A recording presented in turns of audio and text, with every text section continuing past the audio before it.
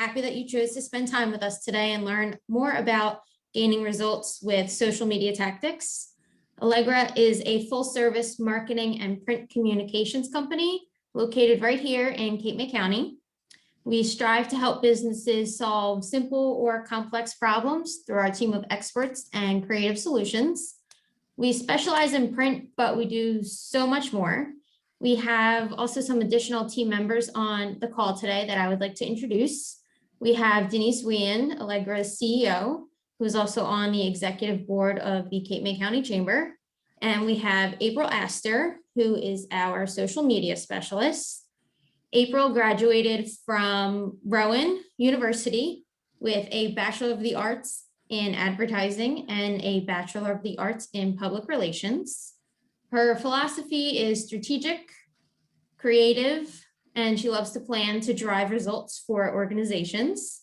She believes social media is a powerful tool for businesses to create meaningful relationships with clients and potential customers. And in today's session, we will be talking about key social media tactics to help enhance a brand's online presence via social media. And just before we get started, I want to let everyone know that we are going to take questions. You are more than welcome to have them be put in the chat, or at the end, you can use the raise hand feature and we will answer them. So without further ado, I would like to hand it off to April, our social media specialist, to talk about her expertise in social. Thank you, Rachel. So let me get the presentation up real quick and present that. All right, does everybody see this, right? Yes. Okay, thank you. So like Rachel said, my name is April. I'm the social media specialist here at Allegra. Social media is definitely a passion of mine. I love working with clients and being able to get creative. So just as a quick overview, I'm going to keep this presentation pretty general. We're going to look at platforms, some best practices, but I really want you to engage with the Q&A at the end because everybody's business needs are different. So it's really important for you to, talk about your struggles and we can try and find a solution together. You don't know everything. So if I can't help you immediately, I'll be sure to get your information and I can follow up after doing some research if I need to dig into something. So popular platforms, I'm sure a lot of you have seen some of them and, this is not all of them. But we even have new platforms that are constantly coming up. TikTok was just pretty recent. There's also Clubhouse, which was just started a couple of weeks ago. And we're going to go in a very general overview with some of them. And the reason why is that we want you to understand who your audience is. Who are you trying to reach? And who would be great to engage with your brand. So you don't have to be everywhere online. So I don't want you to jump off here and go and make a profile on every one of these pages because that's just not strategic. You just need to be where your target audience is. So everybody knows Facebook. It is probably the most popular platform in the world. I think it boasts 1.7 billion users worldwide, and we see it's 75% of females are on it and 63% of males are on it. There was pretty much a shift in Facebook over the last couple of years, so it has decreased in popularity with the younger generations. Millennials, they're still on it, but it's not like their go-to source anymore. And it's more popular with people 30 and over. Now let's get into some of the features with Facebook. You have what was always there at the beginning. You have posts such as photos and videos. You can do text-only statuses on Facebook, but studies have shown that that actually drops your engagement. So always recommend whenever you're posting on Facebook, trying out a photo or a video to complement what you're trying to say.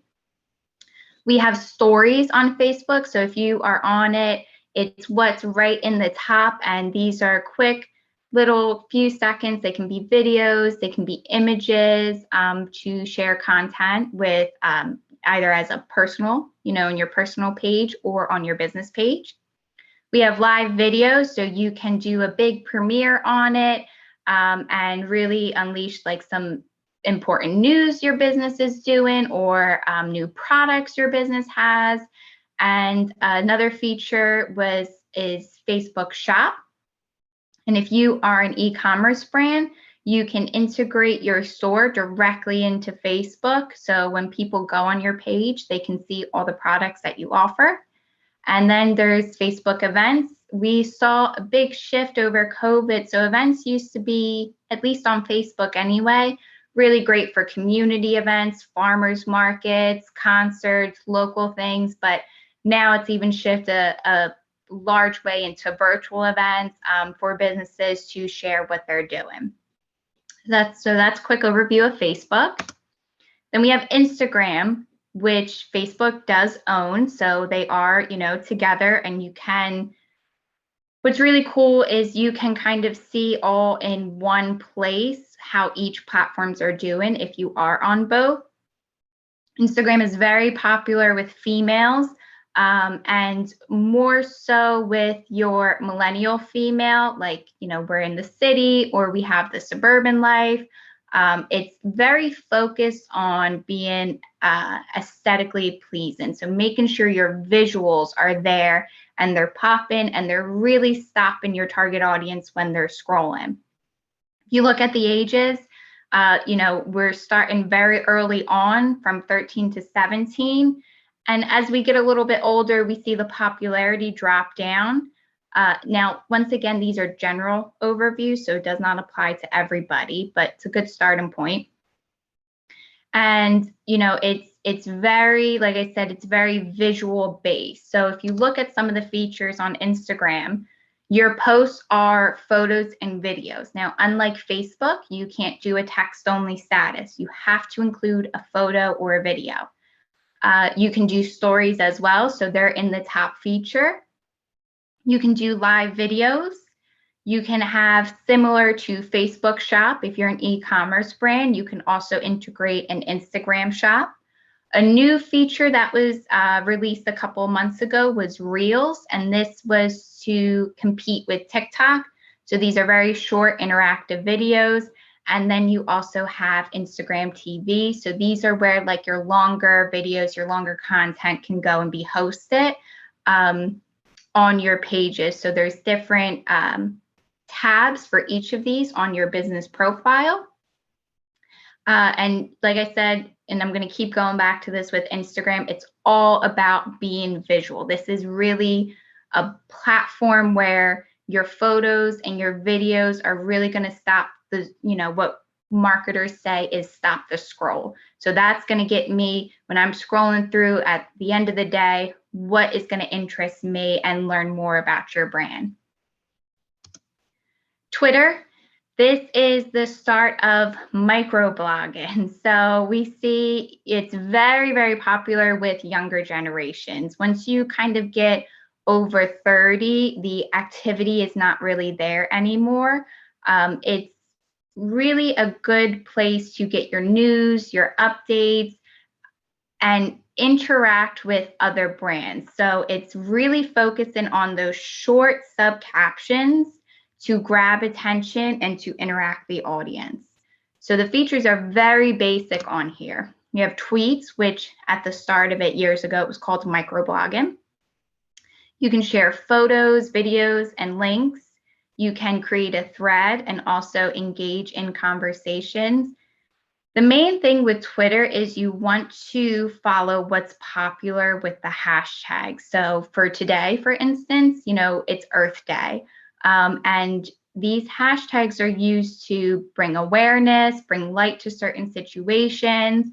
When there's big music festivals or award ceremonies like the Oscars or the Grammys, these hashtags are what people go to engage and be in the now and to be present with what's going on in live time. So Twitter is very, very time consuming. You really need to be active on it and engage in with it to grow with it. A fun Twitter account is, if you ever want to go look at it, is actually Wendy's. Their whole thing is poking fun of other brands and poking fun of people who don't go to Wendy's. So they really have a very strong humor side to it. But if you look at them, they're always posting, they're always commenting, and they're always engaging. And that's really why they have success on Twitter. Next one is LinkedIn. Very, very popular, the top platform for B2B. So we see it's pretty even in terms of the gender on LinkedIn. But if you look, it's very popular for the younger demographics. And that's because they're trying to grow their career on it. And they're trying to either find new opportunities, or their sales representatives just getting started. And that's why they're utilizing LinkedIn. It's very important, this platform is B2B. It's not where you share your family news, or even you want more professional statuses on here rather than if you were on like Facebook or Instagram.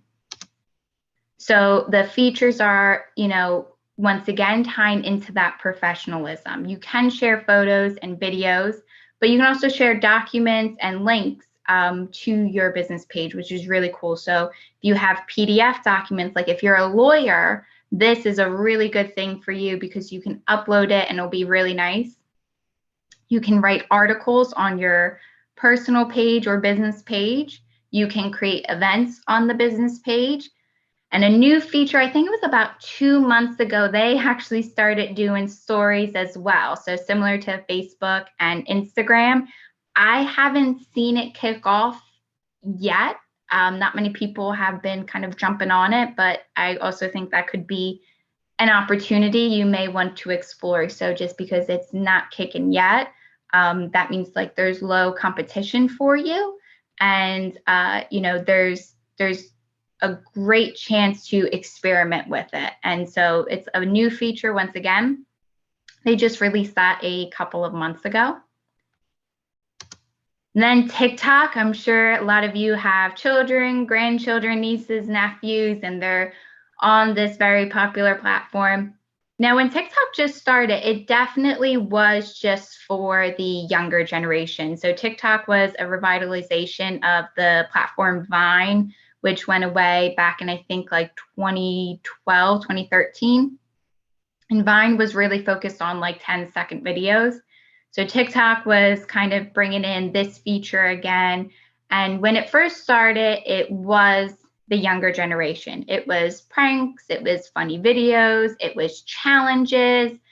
And I think especially over COVID, we saw this shift. So everybody was in lockdown, they were looking for things to do. And the older generations, 25 and older, I should say, started getting on TikTok. And we see that, they do have a large demographic. It's not just the young teens anymore.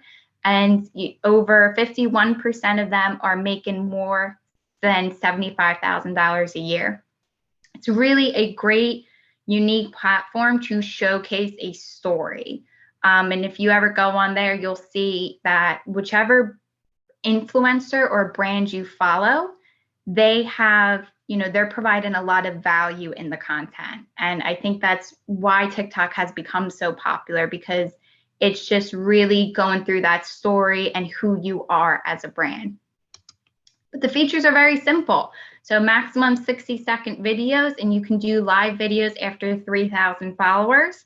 And that's really the content you're pushing. You're not really doing photos. You're not really doing much longer videos than those 60-second videos. And you're really keeping in with what has become popular as a niche. So you're looking into that focus area of what your brand can provide. And you're going to kind of stick with it on this platform. And then we also have Pinterest. This is a great platform to be on, especially if you're an e-commerce brand. I think I just read the statistic a few weeks ago where almost 80% of Pinterest users have made a purchase because of something they saw on Pinterest. So this is similar to Instagram, where you're really showcasing through photos and videos your product in live time. So what I mean by that is you're not just, if you sell wedding stuff, like to decorate, for a wedding at like a church or the reception, you're not just posting the lights you have in the box. You're going to show them at a wedding. You're going to show the decorations and the festivities and the creative ways to do it. And that's why this platform is very popular amongst the females. It is, once again, similar to Instagram, being that aesthetic pleasing and really seeing what your product or service can offer. And, the features are kind of, simple, but there's, in terms of content you can post, we have pins, which, like your photos, your videos, your pin codes, which are how people can find your content. And then we also have boards. So these are like collaborative, to really showcase everything that you offer. So like I said, if you offer decorations, you might want like a wedding board, you might want a birthday party board, and you can kind of showcase a lot of your products. But Pinterest really focuses, when it comes to being discovered, on the SEO you put into your content. So once again, for instance, if I am engaged to be married, I'm going to be searching wedding decorations, wedding ideas. And if I'm a brand selling products like that, I want to kind of include wedding in the SEO. I want to include decorations in the SEO and make it appropriate so my content can be discovered. Now, it's important to remember, these statistics are just the start. It does not apply overall because these are very broad research points. And as you kind of focus in locally to different areas, you'll see a lot of changes. And what I mean by that is I worked with a B2B client, and historically speaking, Instagram really isn't the top platform for them. But when I looked into their area and what other businesses were doing, Instagram was a great platform for them to engage with sponsors and other businesses that they serve. And so that's why this is a really good starting point. But you do want to review your current pages and whom you're trying to target.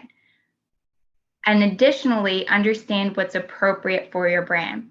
Another great example is Trader Joe's. They are a big company, and they have a very specific audience, and they're not on Facebook. Why? It doesn't make sense for them. That's not where their audience is. That's not who they're trying to target. And then at the end of the day, you want to think about the content you can share.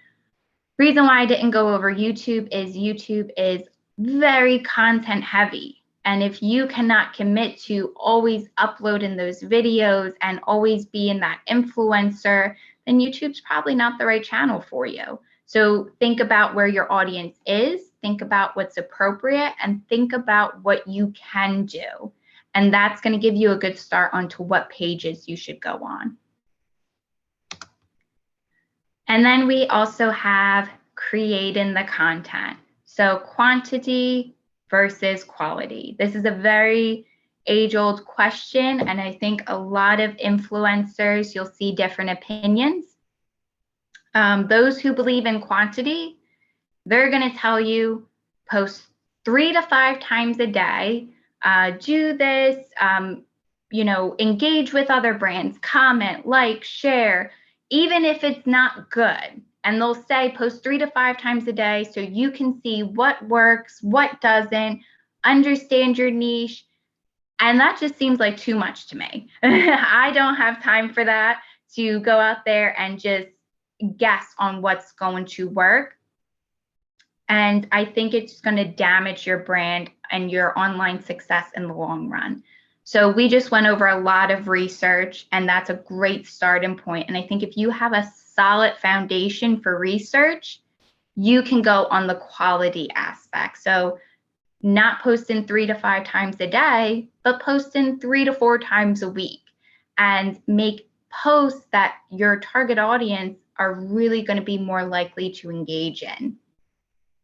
Understand what their pain points are and understand what you can provide. And that's going to give you the quality aspect. And I think that is doable. I think that's sustainable for long businesses or for small businesses.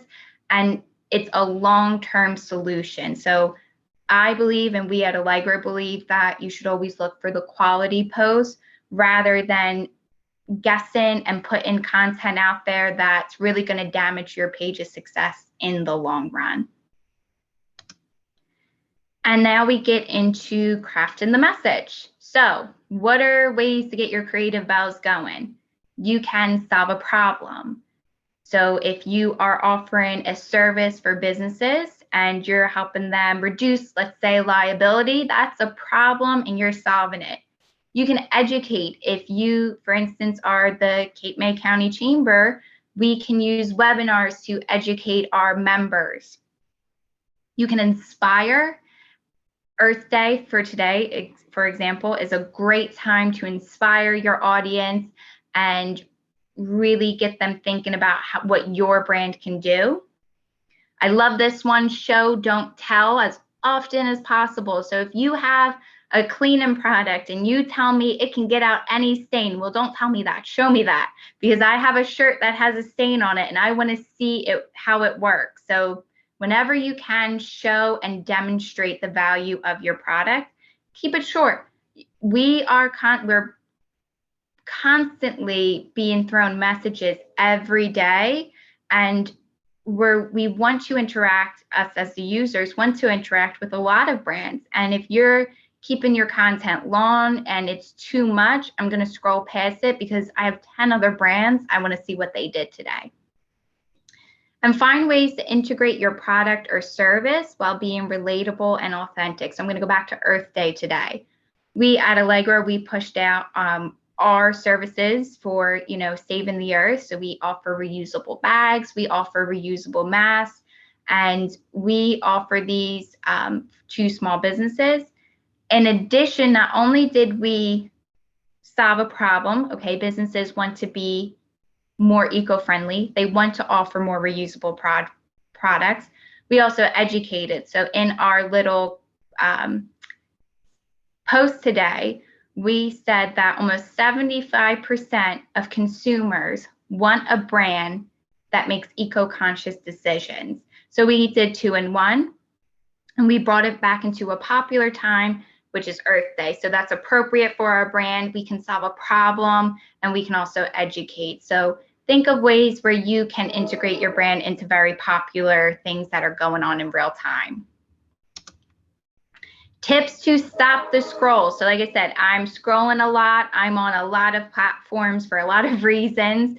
And I'm going to sometimes just scroll right past people. But there are going to be times where a brand's like, wait a minute, and I go to learn more information. So these are headlines that you can now capture and reuse on your own platform. So 3 ways for us, it would be 3 ways to grow your social media. Top 10 headlines to stop the scroll. How to get that stain out, like I said earlier. Best of, did you know, ready to grow your online presence, or are you making this mistake? So really like capturing headlines where you're going to tell them in probably 2 seconds what you're going to provide as soon as they stop to learn more information. And balance your content. So this goes for 2 ways. Number 1, on platforms like Facebook, Instagram, LinkedIn, you want to do photos, you want to do videos, you want to share a big variety of your brand. So balance out the different types of content you're sharing. One day it might be an article, one day it might be the video or a photo with an interesting statistic, and you want to make sure that you're doing that for a couple of reasons, keeping it fresh, and you can also evaluate what works well and what doesn't. Now that doesn't apply to every platform. For instance, TikTok is just very video focused.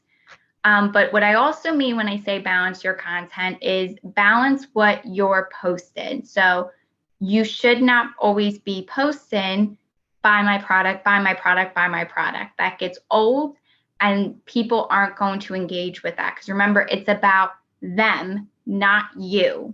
So think of ways to inspire. If you are a marketing company like us, like I said, we post, fun little facts about marketing and things to kind of keep your mind ticking and thinking of what you can do differently. Post fun stuff. Earth Day, going to go back to that one again, is a great time just to share your commitment to the environment. And then you can also share your product or service. I think the 80-20 rule is an excellent reference for here, is that you want to be posting soft sells 80% of the time on your platforms, and then you can do the hard sells 20% of the time. Keep it balanced and keep everything engaging, because if you constantly stick with that one message, people are going to stop reacting and you're going to lose their interest. So some quick and simple tricks that you can use on almost any platform. Use hashtags strategically and appropriately. Now for Facebook, this doesn't work. They've done several studies and they say adding a hashtag to Facebook actually reduces the popularity of the post. If it's more than 2, you can add one in there, like if it's a relevant holiday or something going on, but you really shouldn't be loading it up with hashtags like you do on LinkedIn or Instagram. Now use hashtags strategically and appropriately. What I mean by that is if you are posting something for your business that sells wedding decorations, you don't just want to add a hashtag because it's very popular, like adding a hashtag that says, I'm kind of trying to think off the top of my head, dogs of Instagram. That is not relevant to your post. It's not relevant to your brand, and it's going to not really get that engagement up. And you also want to localize your posts. And this is a really important note for those, I think, especially in Cape May County. Now, that's where a lot of our clients come from, like in the area. And there's just such a strong community here, especially online. And you want to kind of feed off that. So make things local, localize your brand, your business, and help people see that you're a part of this community. Tagging is always a great trick. Engage with other brands. It's going to help bring the engagement up, and it's going to help more people see your content. ABT, I love this one. Always be tracking. So you got to kind of see if this is working or if it isn't. Try and include a call to action as often as possible, whether that be click here, download this free guide, watch this. Give them something to do, and then you can see if they did it. And that's going to help really show you which posts are working well and which posts aren't working. In a very simple way, too. I think, a lot of small businesses, they go off of likes and engagements. Those are great starting points to seeing how your posts are doing, and it's very simple to do. So if you offer a free guide and that post did very well versus offering, let's say an exclusive deal on your website, learn from that. So learn that the free guide is what did very well, and look at ways to improve that free guide now to then translate into your sales. And multi-channel marketing. So I get a lot of people and they think social media is the end all be all, and it's not. It's really just one piece of your marketing puzzle, and you can really enhance your results through integration. So I believe that our next event is going to be May 6th, and we're going to review Direct Connect. It is a direct mail campaign that we also enhance with digital, and it's one way that we complement social media. And like I said, this is one way. We also offer digital ads, like display ads, remarketing, pay-per-click on Google and Facebook, but it's all going to depend on what's needed for your business. So our recommendations are always based on your business, your goals, your budget, your audience, your timeline, and your geographic location of you and your target audience. And I think a lot of people think like social media is going to give them all the results, and that's not true, because your target audience isn't just on social media. They're in a lot of other places, and you can hit them with a lot of different ways and get your message across. And the buyer's journey. So this is one of the reasons why I love social media. In short, most people are going to go through these stages when considering a purchase. And they might skip some, they might go through this stage quicker if they need something today rather than tomorrow. This is a really good outline of ways you can interact with your brand, and social media hits on all of these points. One story I will always share, and I think is a great example, is a couple of years ago, I got my first dog, and I started getting digital advertisements for pet insurance. So I was at awareness. Why do I care? So I liked them. I started interacting with their page, and they said I should care because of the costs associated, the savings they could provide me. And they didn't just post that, though. They also posted buying dog food, like the best brands, what you should do if your dog is sick, how you can prevent this in your dog. So then I went into consideration, and I was looking at all these educational things. Like I said, they didn't just constantly post, buy the pet insurance, buy the pet insurance. No, they built that trust and credibility with me over time.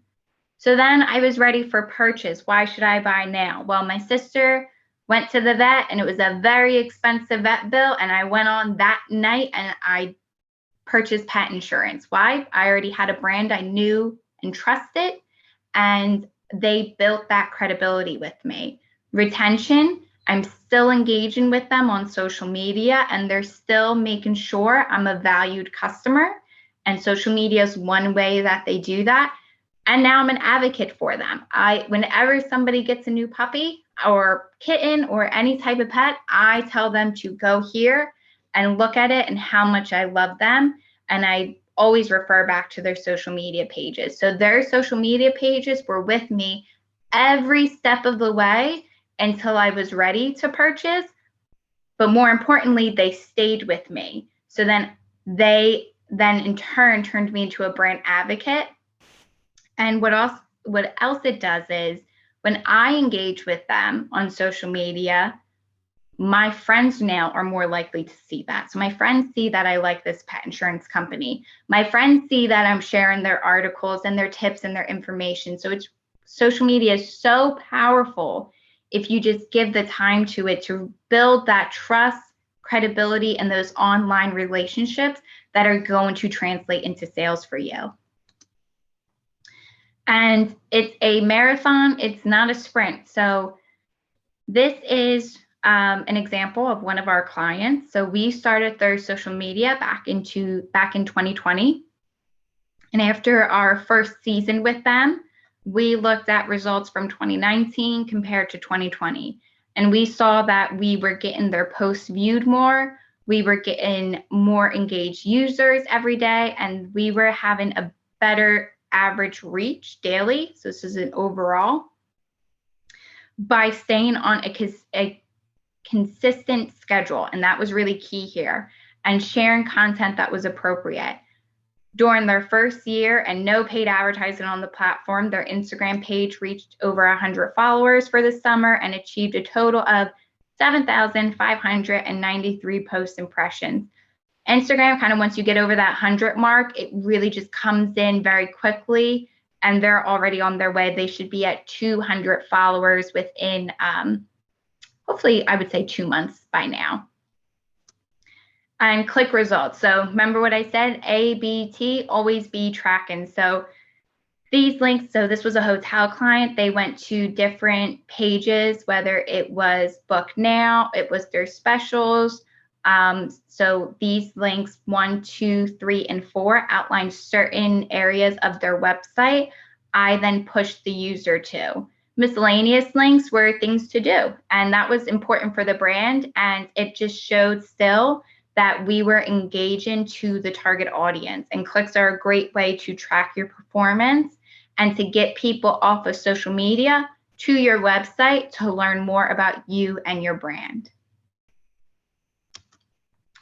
And any questions now? I would love to, like I said, if I don't know anything, I will certainly take down your information and we can get back to that, and I'll follow up with you. Thank you so much for all of that, April. We truly appreciate all of your expertise and your hard work with our team here at Allegra. If anyone has any questions, you are welcome to put them in the chat, or you can use the raise hand feature and we'll get some answers for you. April, do you want to stop sharing so we can see everybody? Yep. all the participants? And Give me 1 second. thanks. Yeah. Great. And let me get back. Okay.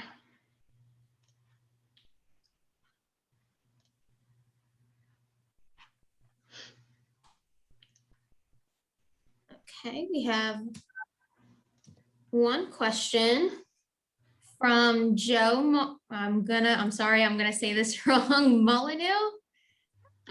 Is it recommended or not recommended to use the same or similar content across all platforms?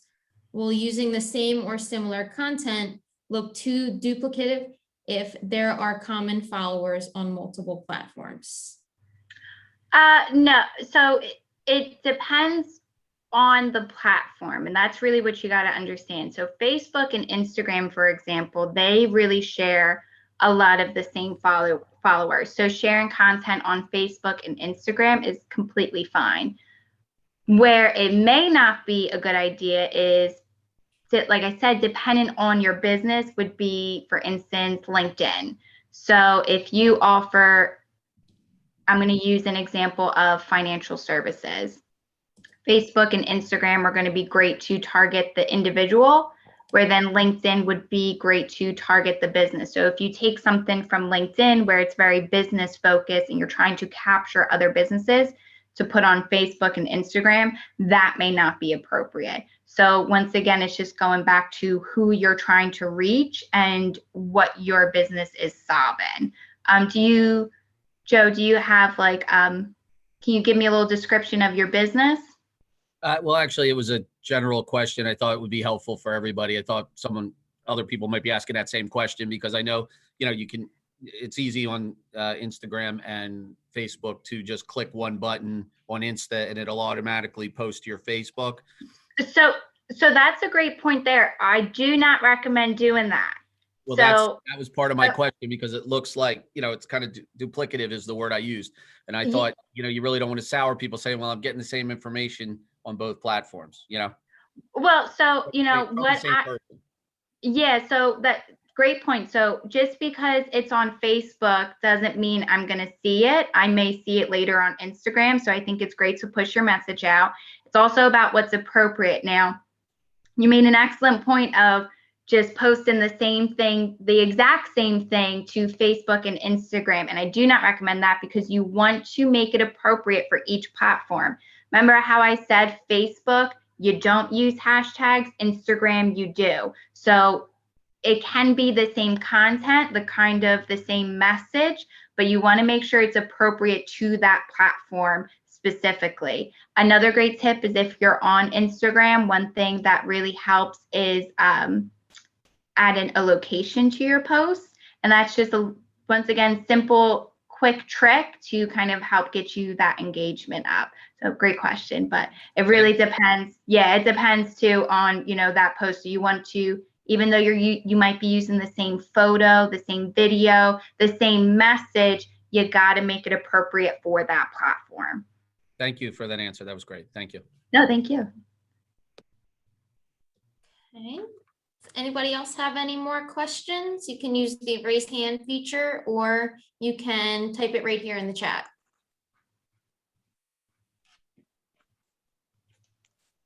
Well, everybody's thinking, I'll ask a question.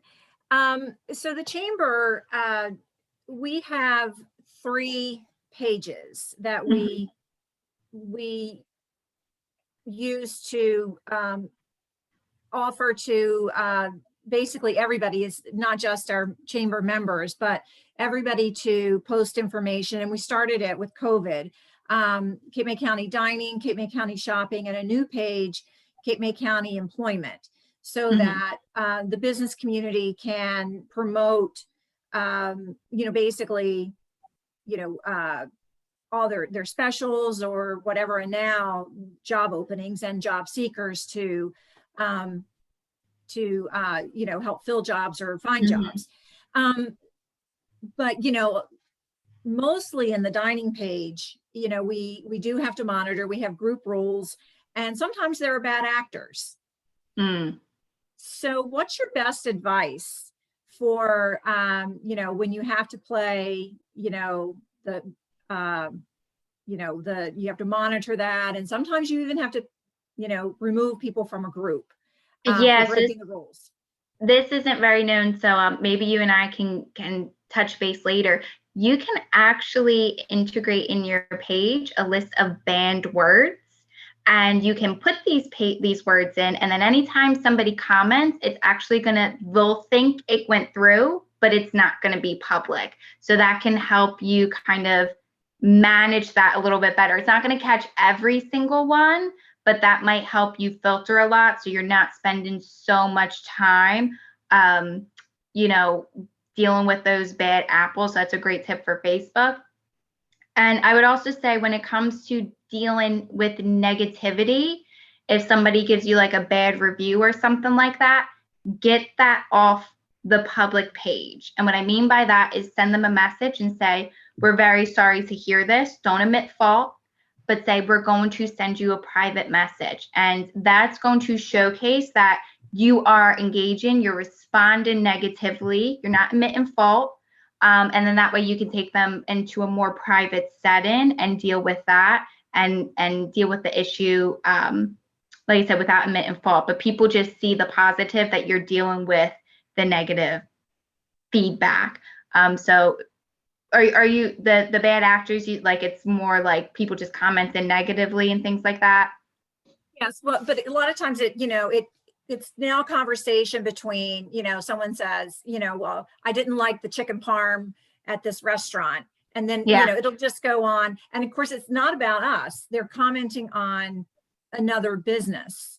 Yeah, so I would use the list of banned words then, like upload that, and they'll think that it's public, and it's really not. And that will help keep the peace between everything, because it is just, you're just trying to make a positive page. And that's really you don't want those bad actors into it.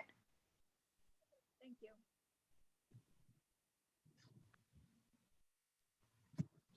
I had a question about, a lot of us here are seasonal businesses. So, what do you recommend if you're only, up and running a few months out of the year? Yeah, great question. So we deal a lot with that, with seasonal businesses. And you still want to keep the content going. You can scale it back on the off season, but it's important. So a simple trick to remember is activity breeds activity. So the more engaging stuff you post, the better your pages are going to do, and the better the algorithms are going to work for you. So if Facebook sees that your posts are doing well, it's now going to give you priority to have your future posts seen by your followers. Once again, it kind of goes back to the business, but there are fun ways where you can integrate your business still, even in the off season. You can do throwback Thursdays. Can't wait for the summer season again. You can do polls like, are you more excited to be on the boardwalk or the beach come the summer? You can, depending on your business, if you are if you offer a product, maybe you can sell it online. There are still fun ways where you can capture that and still kind of stay relevant throughout the year. So even if it's in the off season, I would say a post 1 to 2 times a week will help you kind of keep steady. That way, when you are back in your business season, you're going to be able to fully load, and your page is still going to be strong enough where you're going to get your posts seen. What kind of business do you have, if you don't mind me asking? An amusement center. So I don't So- sell a product. That's fine still. So we have a hotel client and they're they're really not getting any business through the off season because they are seasonal. So once again, it's just staying with that fun and that relevance. If you decorate for Halloween, throw some Halloween decorations up there. You can do, when you get closer, like kind of in like January, you can do new games, getting ready, see you soon. We see that a lot of the excitement for summer kind of comes in January. The holidays are over and it's just cold and it's miserable and everybody's just freezing and we just want the beach again. And that's a really great time to get your customers thinking like, oh, I can't wait for the warm weather and get back into it and have fun again. So there's fun ways where you can still integrate your brand with just having that fun and authentic interaction online. Okay. And so can you talk about the services that you offer and if there is a seasonal breakdown at all? Yeah, so we offer a lot kind of. So if you need it in terms of marketing, we can offer it. If you wanted to like kind of have a conversation with that, like at the end, we would. But we do offer, like I said, digital ads or just consistent social media content. So building those pages for you over a long period of time in an organic way, not through advertising, and just keeping your audience engaged. So I'll just pipe in a little bit. So what we intend to do is send out what our standard options are for social media after this to everyone that's basically joined us. I apologize for these phones, hopefully, because I'm off mute. But so we will send the information out because we do offer social media options for those that don't want to do it themselves. We have some packages, but by no means are those packages not flexible. So for example, if you're a seasonal business, we treat that a little bit differently. We reduce some of the fees and change some things up a little bit on the down season for some of our seasonal businesses, so that you're not spending the same amount of money, but we're still trying to keep your social active and therefore keep that community. So that's part of one package, and then we have all the other things that are associated if you ever should need it. For example, multi-channel marketing, digital, Google pay-per-click, Google display, Facebook display, and many other things that we do as well. It really depends on budget, and it depends on your audience. And of course, it depends on your particular company, what your services are, what you're offering out there to the community. So we're happy to help and have discussions and kind of recommend some things if you should need that. I hope I answered. Rachel, you're on mute. Oh, sorry. Just figured that one out. We have another question in the chat from Maggie. She said, at some point soon, likely with the iOS 14.5 update, and I believe that's for iPhones, likely the week of April 26th, iOS will require all third-party apps to offer an opt-out prompt that allows users to choose whether or not they agree to being tracked. This will impact Facebook, Instagram, LinkedIn, and more. Facebook is my biggest worry because we are using the Facebook Pixel and targeting and retargeting that relies on tracking in some way. Do you have any suggestions or solutions to implement this? So thank you, Maggie, but honestly, no, because it didn't happen yet. So we can't understand really the implications of what it's going to do because we have no research in terms of, workarounds or people who do opt in, do opt out. I think you shouldn't worry about it too much because from what I understand is people are going to have to actively go in, and I don't think many people are going to do that.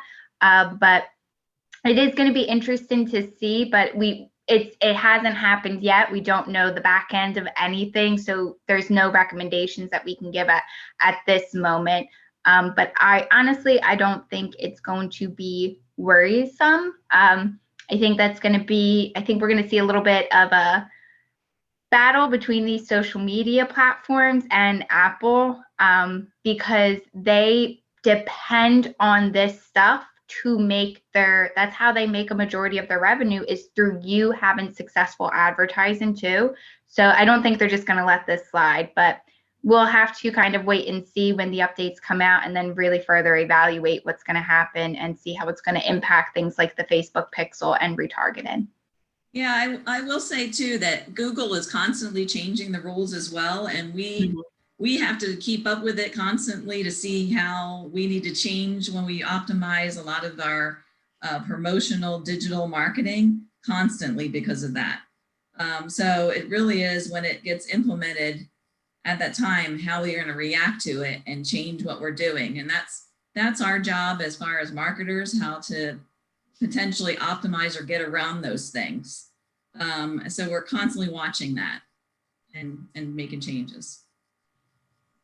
Yeah, Facebook, a couple of years ago, their whole thing is that they're going to stop showing the posts from brands. And that was like a really big, like everybody was kind of shaken, like, well, you just have to spend the advertising money and you just have to do this. And, everybody was like worried leading up to the changes and then the changes, but then we learned the algorithm, and then we learned ways to keep your brand front of mind and build those online relationships. So you can't be scared of every change, because these changes are always going to happen on a consistent basis, especially as they strengthen their algorithms and their AI.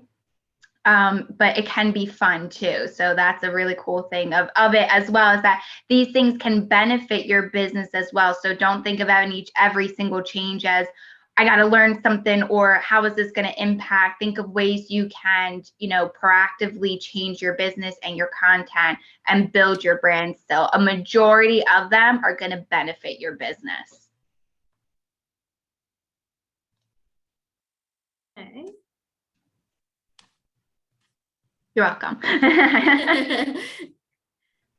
All right. Not seeing any other questions or comments in the chat. Don't see any raised hands. So I think that might wrap it up for today. And just before letting everyone go, I want to briefly explain the special offer that we had for today's session. This offer is specific to our strategy reports, and we are offering $25 off. We just ask that you inquire via email at marketing@allegramarmora.com, and I will drop this in the chat before we go, and use code SOCIALBOOST2021 in the subject line when you email, and it'll be coming directly to me. This offer is only valid to those who attended today's session and sign up for social media services with Allegra Marketing for a 6-month or more commitment by June 30th. And I will send each of you a follow-up email with this offer information and our social media flyer that outlines our services and costs. And I just want to put you on the radar of our upcoming seminar on May 6th that will focus on direct mail and digital.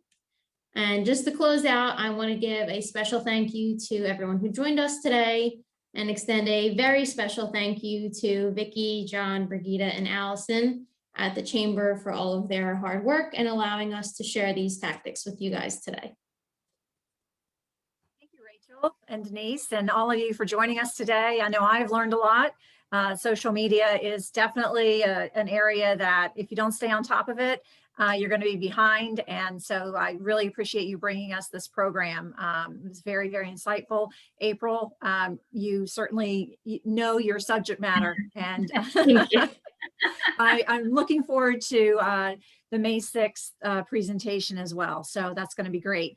I'd like to let everyone know what we have coming up next week. As a matter of fact, we have a program with the NJEDA on the phase 4 small business grants where businesses can apply for $15,000 or $20,000 in small business grants. The pre-application program opened up this past Monday, April 19th.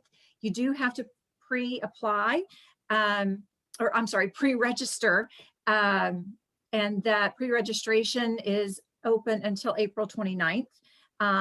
So you'll want to do that, but also tune in on Tuesday at 12 noon for the webinar that we're hosting with NJEDA. On Wednesday, especially for restaurants and others in the food and beverage industry, we have a webinar with the SBA on the Restaurant Revitalization Grant Program at 12:30. And then on Thursday at 10 a.m., a session with Dr. Oliver Cook at Stockton University, sponsored by DocuTrend Imaging, sorry, I can't say that, Solutions. So please join us next week for these very informative programs. And until we see you, hope you have a great Earth Day and rest of your week. Thanks, everyone. Take care.